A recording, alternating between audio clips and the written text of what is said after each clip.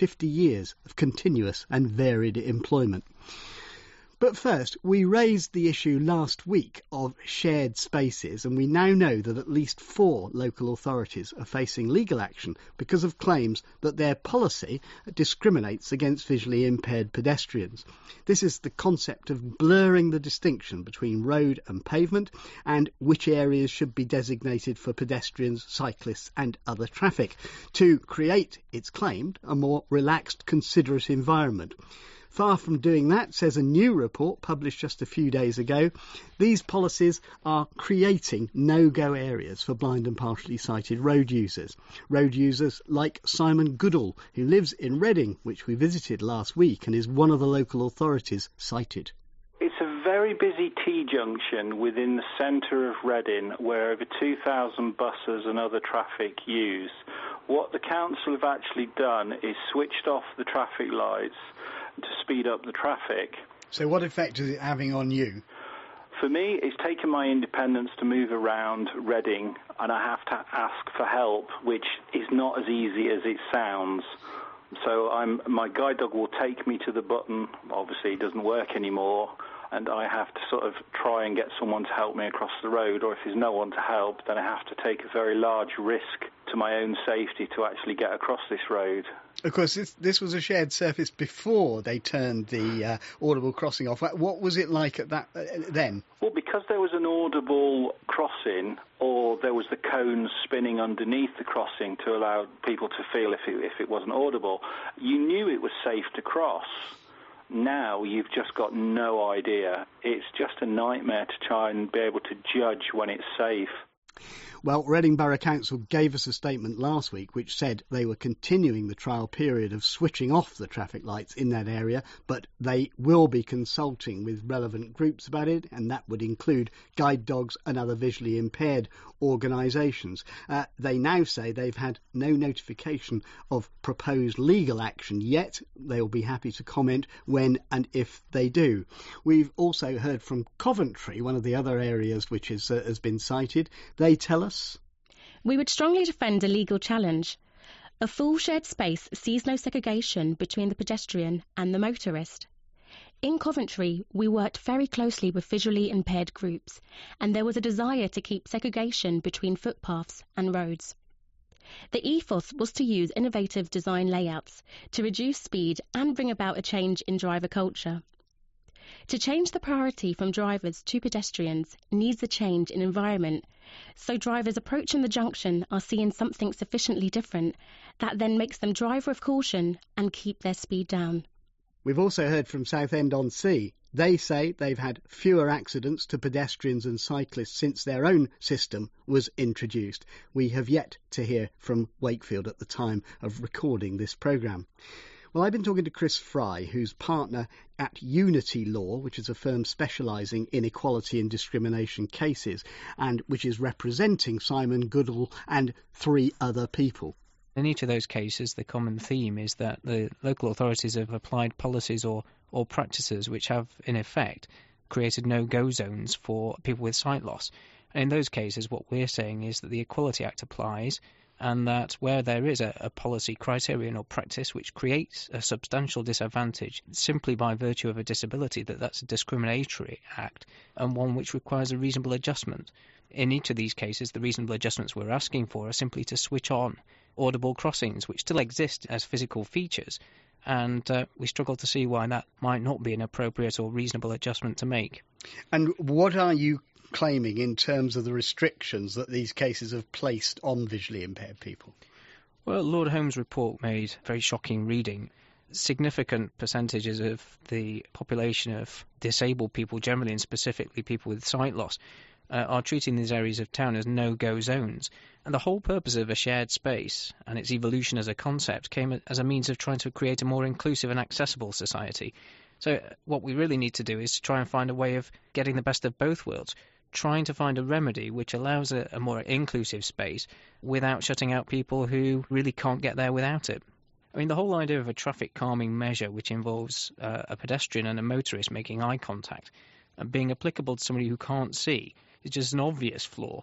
And so really I think with due regard, which is the wording applied by the public sector equality duty, by the way, then local authorities ought really to have come up with these or anticipated these duties before now. Do you expect to be able to get these projects actually reversed, or is it just a question of trying to prevent other highway authorities from introducing more of them? We intend to bring actions in the county court for a court order requiring an injunctive relief, which is an order that says that they must do something to make good or to put in force the reasonable adjustments. So to, in simple terms, switch on the audible crossings again so that they can be used by disabled pedestrians. That's within the scope of the court's powers to order that, and it's our job to prove that it's reasonable to do so. Chris Fry. Well, this all stems from that report on the reaction to shared surfaces commissioned by Lord Holmes, still better known to many people as Chris Holmes, the multi-gold medal winning swimmer. And Lord Holmes is with me. We already knew a lot about blind and partially sighted people being unhappy about shared spaces. What does your report add to that, do you think? I think it gives the broad picture. Across the country, over 100 shared spaces were reported upon, and what you saw from that was quite shocking, that 63% of people said they had an overwhelmingly negative experience of shared space. Perhaps even more shocking, 35% of people actively avoided shared space. That's over a third of people effectively planned out of their local community. But can we just unpick the report a bit? It was an online survey. I mean, can you just explain how it was conducted? Because the numbers are not actually very large. We advertised and promoted it via social media, through all of the trade magazines and across various other media sources, not just seeking to self-select blind. But to be fair, it does self-select, doesn't it? There's over 500 people who answered it who had actually used these, of whom 1 in 10 were visually impaired. That's about 50 visually impaired people. 50 visually impaired people out of over 500. I was delighted that we had such a good response from blind and visually impaired respondents, but equally delighted that the whole community got involved with this. And what the research findings demonstrate is that irrespective of whether you're blind or fully sighted, disabled or non-disabled, cyclist, pedestrian or driver, overwhelmingly there's a negative response to these so-called shared spaces. But people chose to answer it rather than being selected on scientific grounds. And, there could be these kind of things, they tend to attract the people who are against it. That's almost a given with these kind of surveys, isn't it? Well, we had 18% of people who were in favour, often talking about the traffic calming elements and the type of surfaces that were used within them. We certainly weren't seeking to just get people who were anti. That's why we went to all of the specialist transport publications, for example, to really get the evidence from that sector. I think the point really is this is about beginning a dialogue to get some hard evidence in this area. I think we got some incredibly interesting quantitative evidence, but also some of the qualitative stuff was incredibly insightful. A driver described it as lethally dangerous, a cyclist, a false promise which fails to deliver. I think probably a parent summed it up better than I could. She said, we used to teach our children to stop, look and listen. In shared space, it's stop, hope and pray. We had a bus driver who said he's counted almost 100 near misses in shared space. And yet, Chris, local authorities like Reading continue, and also Southend, continue to insist there have been no accidents as a result, for example, in Reading case, of turning off their traffic lights. And there does seem to be a shortage of credible figures on this. In terms of accidents, I think there are two key points to make. Firstly, with over a third of people actively avoiding shared spaces, 35% of people not going in shared spaces, they're being forced out of that local area.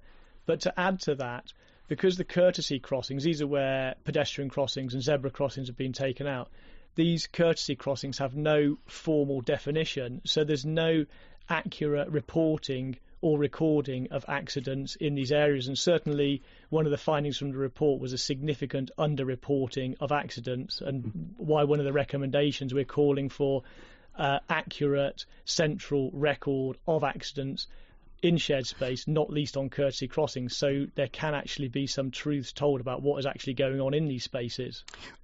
What do you want to happen about this? We did speak to the Department for Transport, for example. This is what they said. It is for local authorities to assess the suitability of introducing a shared space scheme on their roads. As part of this, we expect them to take into account the needs of the whole community, particularly disabled people. So, I mean, really, what they're saying is the status quo should carry on. I mean, what can you actually achieve by this, do you think? The main recommendation of the report is an immediate moratorium on all shared space development until we have a clear, thorough impact assessment of all the spaces currently out there. We need that central register of accident figures to have accuracy and clarity around that. Doesn't sound as if the Department for Transport is in a great hurry to support you on that, does it? Well, when Patrick McLaughlin, the Secretary of State, came to the Transport Select Committee on this subject a couple of months ago, he actually agreed there was a need for an update to the guidance coming from DFT. It's quite right that local authorities make decisions at the local level. That's quite right as a principle. The DFT have an important leadership role to play in terms of that guidance. The Secretary of State has realised that. I've put down a written question today which will be receiving an answer within the next 2 weeks, and we'll also be having a debate in Parliament on shared space to further push. Lord Holmes, thank you very much indeed. And do keep letting us know your reactions. Anyone in favour, I wonder? Now,